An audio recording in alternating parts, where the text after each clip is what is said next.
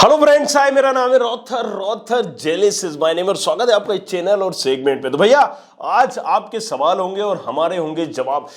Finally date आ चुकी है CLC की। कब होना थी, कहां होना थी, तो मैं बता दूं यार, 22 तारीख से 30 तारीख, मतलब 22 से 30 नवंबर के बीच में सीएलसी होगी सारे कॉलेजेस में। मतलब ससरे कॉलेज सभी आ जाएंगे इसमें, भले वो प्राइवेट हो गवर्नमेंट हो, लेकिन ऑलमोस्ट जितने भी गवर्नमेंट है सारे के सारे गवर्नमेंट में 24 और 25 तारीख को सीएलसी हो रही है। तो आपको जाना कब है? 24 तारीख को जाना है, क्योंकि ये बड़ा इंपॉर्टेंट होगा, राइट। 24 तारीख को जो जाएंगे उनको ज्यादा चांसेस है एज कंपेयर टू 25 तारीख को, मतलब बहुत बड़ा अंतर आएगा, राइट। 25 तारीख को जाना मतलब मुझे इतना नहीं लगता कि यूजफुल होगा। तो आप 24 तारीख को जाइए। और एडमिशन जिसको भी कैंसिल कराना होगा, अभी 2-4 सीटें और बढ़ जाएंगी, क्योंकि कई कॉलेज में एचजीएस आईटीएस जैसे कॉलेजेस में भी यार सीएस की 12-12 सीटें बची हुई हैं, राइट। जो कहा वो हुआ, राइट। अब हम जो कह रहे हैं वो भी होगा, तो इसलिए संभल के जाना, राइट। प्रिपेयर होके जाना, क्या करना है, कैसे करना है, किस रैंक पे किस कॉलेज में जाना है, ये भी तुम्हें बताया जाएगा। तो चलो आज जो सीरीज है हम ये लेके आए। परसों एक वीडियो बनाई थी, उसमें पूछा था कि आप भाई साहब किस बारे में आप अपने सवाल पूछो, आपके सवालों का जवाब दिया जाएगा। तो यहां पर सवाल 1 बाय 1 हम करते हैं। Pravan Soni, sir which rank is safe for IIT DB IT branch in CLC 2 for OBC category MP domicile my CRL है 99। देखो बच्चे भी स्मार्ट हो गए मेरे वीडियो देख देख के। विच रैंक इज सेफ, पहली बात बताएं कि तुम्हारी जो रैंक है 99,000। देखो यार सीएलसी में होता क्या ना, उड़ के लगती है हमारी। उड़ के लगना मतलब यार यहाँ देखो सीधी सी बात है, जितने लोग पहुंचे इसलिए ये भी वेरी करता है कि कब कहाँ जाना है आपको, राइट। सो आप या तो 24 को जाना या फिर आप 29 को जाना, मतलब मैं लास्ट वाली काउंसलिंग में जाना। तो पहली काउंसलिंग में जाना या लास्ट वाली काउंसलिंग में जाना, जो आपकी रैंक है उसके हिसाब से मैं बता रहा हूं। और यहां पर सिविल मैकेनिकल को टारगेट करते हुए जाना है। अगर तुम यहां पर सोच रहे हो कि यार सीएस, तो भाई यहां पर मत जाओ, फिर कोई दूसरा कॉलेज टारगेट करना है तुम्हें। लेकिन प्रवन सोनी जी, मैं आपको क्लियर कर दूं, अगर तुम्हारा प्लान है बिल्कुल कि यार अपन को तो ये आई चलेगी डीएवीबी में जाना, तो जरा पहुंच जाओ 24 तारीख को बिंदास, ओके, राइट। चलो, तो Jay Patel, sir can I go to college in a day in second CLC? सवाल बड़ा, मैं बोल रहा हूं बच्चे बड़े स्मार्ट हो गए हैं, लेकिन अब बता रहा हूं, देखो अब क्या हो सकता है, तुम 2 कॉलेजेस में कैसे जा सकते हो। बहुत सारे लोग करते हैं कि अब 2 कॉलेजेस, जैसे इंदौर में 2 कॉलेजेस है, एचजीएस आईटीएस डीएवीबी। तो अब यहां पर क्या करते हैं कि डॉक्यूमेंट, एक डॉक्यूमेंट की फोटोकॉपी डीएवीबी में सबमिट कर दी, दूसरी जेईसी में, वो सॉरी एचजीएस आईटीएस में सबमिट कर दी। सो अब ऐसा तुम अगर चाह रहे हो, सोच रहे हो, तो वहां पर क्या कर सकते हो कि एक पेरेंट्स को तुमने यहां बिठाया, दूसरे खुद वहां पर पहुंच गए। लेकिन इसमें एक प्रॉब्लम आएगी मेरे भाई, जब तुम्हारा नाम अनाउंस होगा, राइट, जब तुम्हारा नाम अनाउंस होगा तो तुम्हें वहां पर फौरन जाना पड़ेगा। तुम अगर ये सोचो कि मैं सारे डॉक्यूमेंट तो मैंने एचजीएस आईटीएस में पहुंचा दिए, वहां से यहां तक लाए, तो तुम्हें करीब 22 मिनट लग जाएंगे वहां से यहां पहुंचने में। कितनी तेज भी तुम गाड़ी चला लो या कुछ कर लो, राइट। अब ये तुम्हारे पास जो 20-22 मिनट है, ये तुम बस ये समझ लो कि ये अगर नहीं पहुंच पाए तो तुम्हारा एडमिशन जहां मिल रहा था वहां भी कैंसिल हो जाएगा। तो स्मार्ट डिसीजन ये है कि डॉक्यूमेंट अपने पास रख के, अगर तुम ऐसा सोच रहे हो 2 जगह पे अपीयर होने का, तो क्या तुम पहुंच सकते हो जैसे ही तुम्हारा नंबर आए। तो अगर ऐसा कुछ करना भी चाह रहे हो तो 2 जगह एप्लीकेशन दे दो, ठीक है भाई, कोई पैसे से तो लगने नहीं है।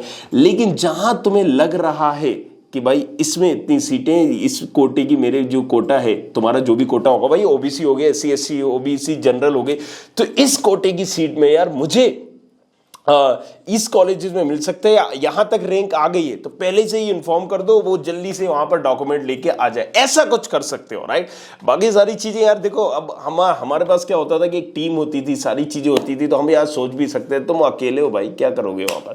तो नियम कुछ ऐसा नहीं है, 2 कॉलेजेस में नहीं बैठ सकते, बट ओबियसली जब तुम्हारा नाम आएगा तो वो भी ससरे चंट हैं, राइट।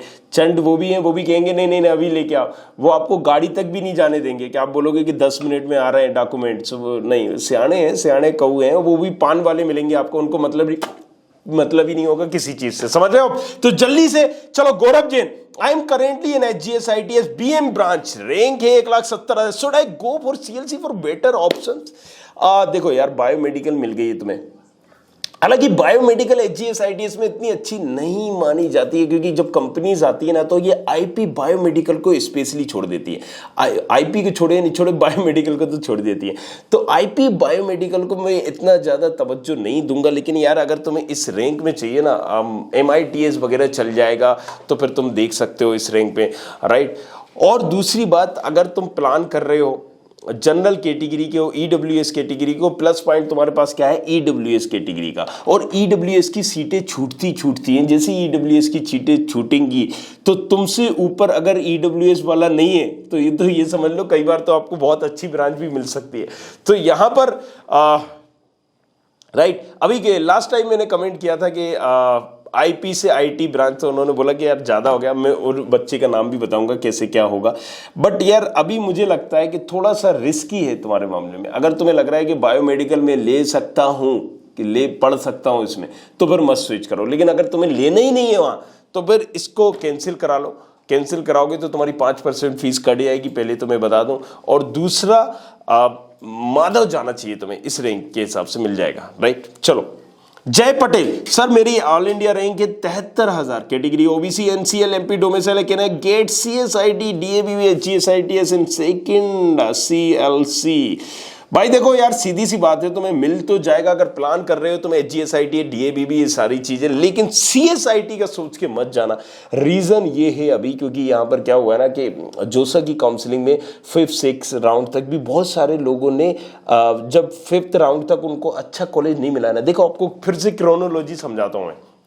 क्या होता है ना, मैं एक स्टूडेंट हूं, या मान लो मैं एक काउंसलर हूं, मैं बहुत सारे स्टूडेंट की काउंसलिंग कर भी रहा हूं, तो मुझे ये सारी चीजें पता है। अब किसी स्टूडेंट को वहां पर सीएलसी राउंड में जाना है, वो कैसे जाएगा, मैं आपको पहले एक चीज क्लियर कर दूं कि जब जोसा में स्टूडेंट बैठता है ना, तो वहां क्या होता है, एक बार चॉइस फिलिंग करने के बाद 6 राउंड तक होते हैं। पहले 7 होते थे, अब 6 होते हैं, राइट। एक नियम और होता है इसमें, ये थोड़ा सा जो नियम है ये आपको समझने की जरूरत है कि आपको जो 25, 30, 35, 40 हजार जो भी फीस होती है उनकी, 35,000, राइट, वो भरना है। तो वो रिफंड तभी होगी जब आप लास्ट राउंड से पहले विड्रॉल करोगे। तो कई लोगों को जो मिलता है ना कि 5वें राउंड तक अगर उन्हें इलेक्ट्रिकल मिल रही है, लेकिन उन्हें क्या चाहिए था, ईसी तक सोच रहे थे कि मिल जाएगा तो ले लेंगे, नहीं तो नहीं, तो ये लास्ट राउंड तक विड्रॉल करते हैं। अच्छा देखो, अब यहीं पर दोनों के लिए फायदा है। जो विड्रॉल करते हैं, इससे क्या होता है, कंपटीशन बहुत घट जाता है वहां पर जो सब है, और लास्ट राउंड में सामने वाले को मिल भी जाती है, राइट। सो अब बच्चा क्या घबराता है कि मेरी फीस ना फंस जाए, मेरी फीस ना बच जाए। तो बल्क में बच्चा वहां पर क्या करता है, बल्क में, भीड़ में वो कहीं ना कहीं एक भेड़ चाल चलते हुए ये सब लोग ड्रॉप कर लेते हैं कि यार ठीक है, अब मैं स्टेट काउंसलिंग देख लूंगा। तो जोसा में तो बाकी जो 7th राउंड तक, 6 राउंड तक बैठे, अब तो 6 होता है, 7 नहीं होता है, उनको फायदा हो जाता है। लेकिन ये जो यहां पर वहां से निकले हैं ना, ये स्टेट का गेम बिगाड़ देते हैं, क्योंकि इनकी रैंक क्या होती है, बहुत बढ़िया होती है, 50,000 के अंदर। अरे 30-30 हजार की रैंक वाले आएंगे, 3 तो मेरी बच्चे जाएंगे। मैं आपको बता दूं कि ऐसे स्टूडेंट जिनको मैं जानता हूं, तो ये अब ये समझिए कि ये जो होंगे ना, तो ये गेम बिगाड़ देंगे। सो यहां पर एक जगह फायदा हो जाता है वहां पर, और यहां पर आपका नुकसान हो रहा होता है। तो अब सीएसआईटी का सोच के ही मत जाओ यार, और भी ब्रांचेस के ऑप्शंस लेके जाओ। बाकी हमने यहां पर नंबर नीचे हम दे देंगे, राइट। आपको प्रोफाइल एनालिसिस फॉर्म का भी दे देंगे, तो वो भर के भेजना, मैं पढ़ के देख लूंगा, रिप्लाई कर दूंगा उसको। Okay sir please. आहा, क्या ही है भाई, लैपटॉप ही हो गया, चलो कोई बात नहीं, दूसरा लैपटॉप ले आते हैं भाई। लैपटॉप हो गया डिस्चार्ज, लेकिन कोई बात नहीं, अपन सारे बंदोबस्त तुम्हें यहाँ मिलेंगे, बने रहना बस अपने साथ ही, राइट। कोई चीज नहीं, लाइव वीडियो में हम तो लाइव में भी सारे चीजें करते हैं भाई। तो ये लैपटॉप हो चुका है डिस्चार्ज भाई मेरे। अब मुझे खोलना पड़ेगा और तुम्हें देना पड़ेगा मुझे टाइम 2 मिनट का। देखो मेरा लैपटॉप ही डिस्चार्ज हो गया। ओके, सवाल अब मैं कैसे पढ़ूंगा, तो ये समझ गए हो गया, आई होप, राइट। सो इसी तरह से मैं सवाल पढ़ रहा हूं आप लोगों के, और 1 बाय 1 सबके जवाब मैं दूंगा यहां पर। तो और भी जो कोई सवाल है, किसी पर वीडियो लेके आना चाहते हो, तो वो भी तुम पूछ सकते हो, पूछो हक से, चलो करे इंजीनियर। और एक बात और भाई, इंस्टाग्राम पे ना फॉलो जरूर कर लेना, क्योंकि अब मैं यार अब थोड़ा इन चीज़ों से भी मैं एक हट के नई नई चीज़ें ला रहा हूँ। ब्लॉग स्लॉग लाया अपना, और एक और नया चैनल लेके आया जिसमें तुम्हारे इंजीनियरिंग के साथ साथ भी मैं बना रहूँगा, मतलब सारी चीज़ें बताऊँगा तुम्हें, राइट। सो ओहो भाई अब इसको भी ऑन करना पड़ेगा, टाइम तो लेगा, it would take some time.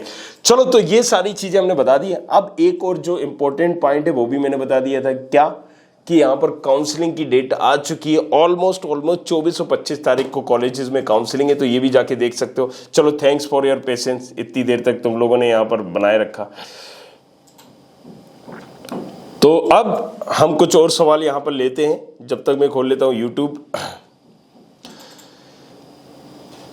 ओए भगना मत, अभी रुक जाओ, यहीं कोई जाएगा नहीं, तुम्हारे लिए मेहनत कर रहा हूँ। अगर भगा कोई यहाँ से वीडियो के बीच में से, ओके। तो लगातार आज मैंने आप लोगों के सारे डाउट्स पे ना वीडियो बना डाली है, और देखो मेरा लैपटॉप ने भी यहाँ पर साथ छोड़ दिया, बट डोंट वरी, अभी मैं पूरे एक एक सबके क्वेश्चंस का जवाब दूंगा यहाँ पर, और फटाफट आप लोगों के जो भी और भी कोई डाउट होंगे तो वो भी आप नीचे कमेंट कर देना। एक और वीडियो बना दे रहा हूँ, उसमें आप कमेंट करोगे तो मैं सारी चीज़ें कर दूंगा। चलो ठीक है, अब मैं डाल लेता हूँ।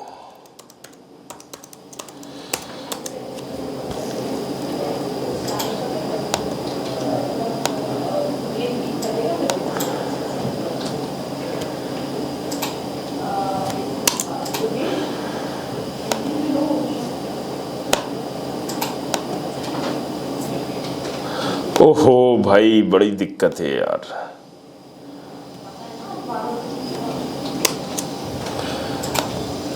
मेक बुक ना अपने आप में ये बला है यार भाई, कि क्या बोलूं मैं। एक तो 10 चीजें 10 टाइम लेगा 10 घंटे में ऑन होने में। ओहो, वाईफाई कनेक्ट करो, ये करो। चलो ठीक है,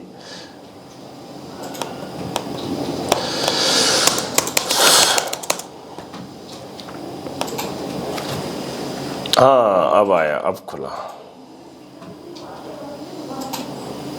फाइनली। अब हमारा लैपटॉप खुल चुका है, और मैंने अभी वीडियो बनाई हुई थी, अगर आप लोगों ने देखी हुई है अलग अलग टॉपिक्स पे, राइट, तो आप उनको जाके देखना अच्छे से, जिसपे सारे सवाल आपके कवर हो जाएंगे, क्योंकि बहुत सारे बच्चों के अलग अलग तरह के सवाल आए थे और उन सबको मैंने कवर किया है वहाँ पर।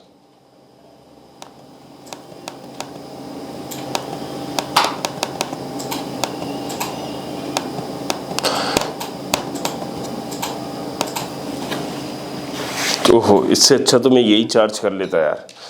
यहाँ पर अभी मैंने सवाल ले लिए थे बहुत सारे बच्चों के, अब नेक्स्ट और सवाल ले लेते हैं। चलो यहाँ पर काफी सारी बातचीत भी चल रही। गौरव जैन बोल रहे हैं, मतलब आई एम करेंटली इन HGS-ITS। अच्छा तुम्हारा सवाल तो हो गया भाई, अब क्यों परेशान हो रहे हो।